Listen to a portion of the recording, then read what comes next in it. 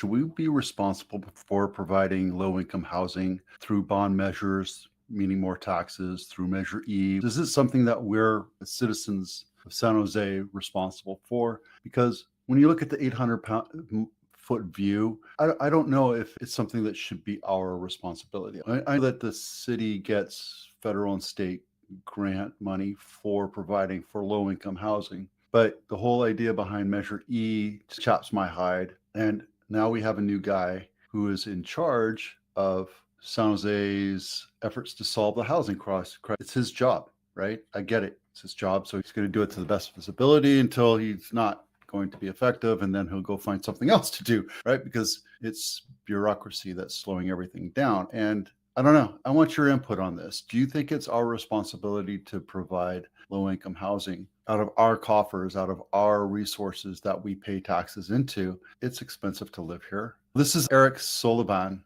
He's our new housing director for San Jose. And while we have tons of tiny house projects going on, I don't know if it's something that I just don't. I looked into the whole Measure E thing and they're spending money. Is it wisely? I don't know. I want your opinion on this. Congratulations to Eric. I'm glad you have a good job. I know that you were working with Tulsa and Denver and Philadelphia. I'd love to have a conversation with you about what your job is. Down here it says, let's take what goes into the development of housing. It's labor, materials, and land, but it's also bureaucracy and permits and overruns and all these other things that make it almost impossible for us to put housing into it. Now they're saying it's $1 million to put one house into play, which is ridiculous because those are cost overruns. There's got to be a low cost solution to this, something that costs maybe $100,000 or $150,000, where we put it in as temporary housing. I'm not sure, but somewhere here I read that it was $1 million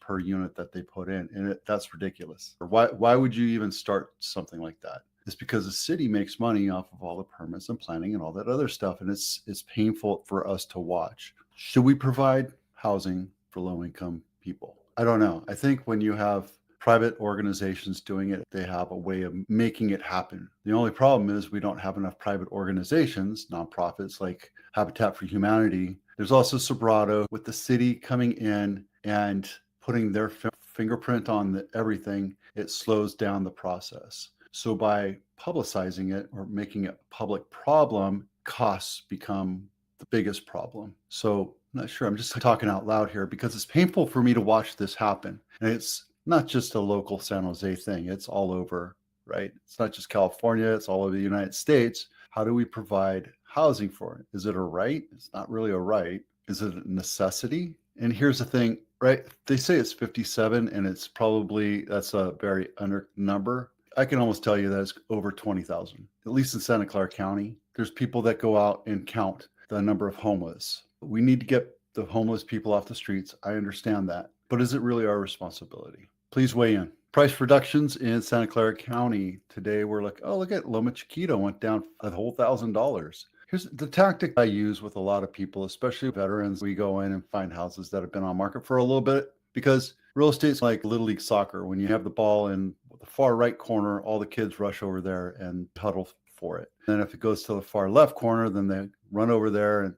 And once it becomes not the shiny object, then it loses its issue. This one on Shawcroft, just randomly picked it, not my listing, 4-bedroom, 2-bath, 1,500 square feet, listed at $1.4 million.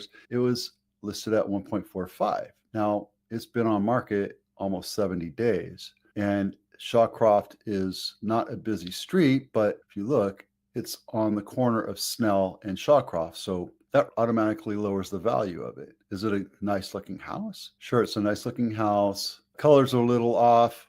Kitchen's very dark. The agent did not use a professional photographer. I can tell because these are dark. When you use a professional photographer, they use a HDR, which means they take a high, medium, and low res and they combine it together. They just popped this thing on the market and they're trying to get premium price for it. Obviously, after 60 days, if your price is not attracting buyers, don't be a market maker. But let's see what else is here.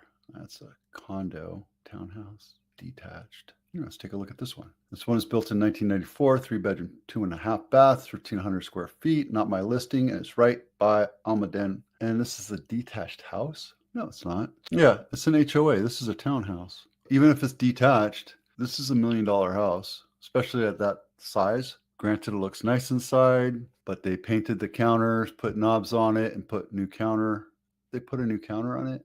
It looks like an old counter. Bathroom's not updated. This is all 1994 styling. Look, this is a good house, but be aware that pricing is super important to buyers. If you're comparing this to other houses, you need to be at or below the median in order to attract buyers. Buyers will bid it up if it's priced correctly. Just keep that in mind when you're pricing out a house. I have a new listing today, and we're going to have that tough discussion. This is Olive Street, and this is built in 1939, 85 years old. It's been on market 61 days, and they lowered it $80,000. But I want to say Olives. It's not a filter street, but it's also not a busy street. People in Los Gatos, if you don't live in Los Gatos, you're not going into the neighborhoods, right? You're just sticking around the main streets. That's pretty much it. People really don't coagulate there. But this is a cottage. This is a tiny little cottage. Now, is it worth the land? No, the land's 3,500 square feet. Start at 2.2, you go down to 2.1. Guys, you're trying to be a market maker here, and